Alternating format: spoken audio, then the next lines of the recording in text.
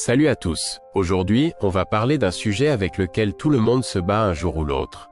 La procrastination. Cette habitude de remettre au lendemain ce que l'on pourrait faire aujourd'hui. Vous connaissez sûrement ce moment où vous avez un gros projet à accomplir, mais plutôt que de vous y mettre, vous vous trouvez à faire quelque chose de totalement inutile, juste pour éviter de commencer la tâche en question. Mais pourquoi faisons-nous ça? La procrastination n'est pas simplement un signe de paresse. Elle est souvent liée à la peur, au stress ou même à l'incertitude. Parfois, une tâche nous semble tellement grande et difficile que nous ne savons même pas par où commencer. Et au lieu d'agir, nous fuyons en trouvant des distractions instantanées comme regarder la télévision ou faire défiler les réseaux sociaux. Mais ne vous inquiétez pas, ce n'est pas une fatalité. La procrastination peut être surmontée, et aujourd'hui, je vais partager quelques stratégies pour vous aider à sortir de ce cercle vicieux. La première méthode que je vais partager avec vous, c'est commencer par de petites étapes. Quand une tâche nous semble énorme, elle devient intimidante. Par exemple, si vous devez rédiger un long rapport,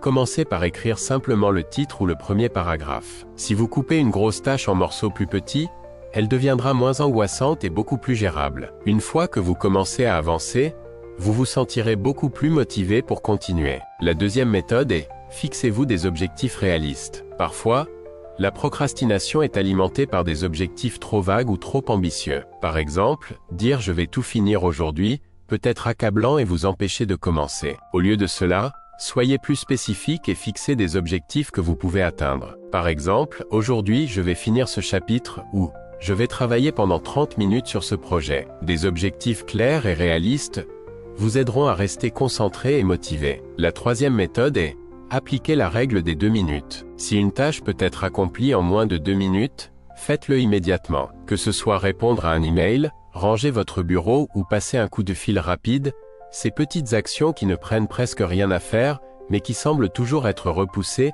peuvent vraiment libérer votre esprit. Elles accumulent rapidement des résultats positifs et vous aident à rester productif. La quatrième méthode est récompensez-vous après avoir accompli une tâche. Après avoir fait quelque chose de productif, donnez-vous une petite récompense. Cela pourrait être une courte pause, un encas que vous aimez, ou même un épisode de votre série préférée. Se récompenser pour les tâches accomplies renforce l'habitude de travailler et motive à poursuivre. La cinquième méthode est pratiquer l'autocompassion. L'une des raisons pour lesquelles nous procrastinons est la peur de l'échec. Nous pouvons être trop durs avec nous-mêmes et nous juger sévèrement. Mais la procrastination n'est pas quelque chose de permanent. C'est une habitude, et comme toute habitude, elle peut être modifiée. Soyez gentil avec vous-même.